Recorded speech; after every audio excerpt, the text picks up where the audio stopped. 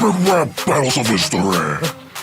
Woodrow Wilson versus Theodore Roosevelt. Begin. Look at me, I started the progressive era. Born and raised by La Tierra. You don't need to square up, I already started square deal. Spreading these fat seeds, man, the country heal. Controlled corporations kept down the coal strike. Compared to New Deal, it's identically alike. Food and Drug Act led to the FDA. Meat Packing Act, call me Chef Boyardee. Controlled conservation, you continued isolation. He kept us out of war, you persuaded the nation.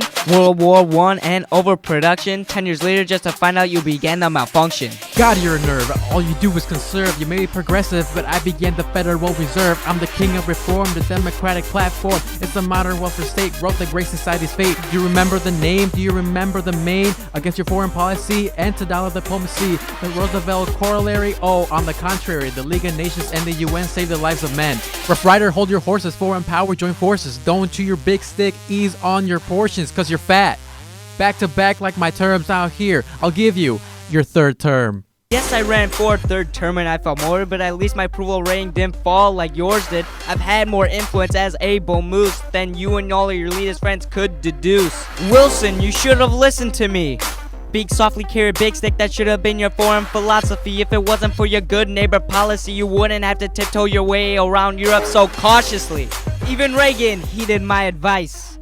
And in the Cold War, he ended the vice. I was the peace negotiator in the russo-japanese war. Take my example, Carter Camp David went far. Big stick policy didn't get very far. I'll give you the chance to take my pardon.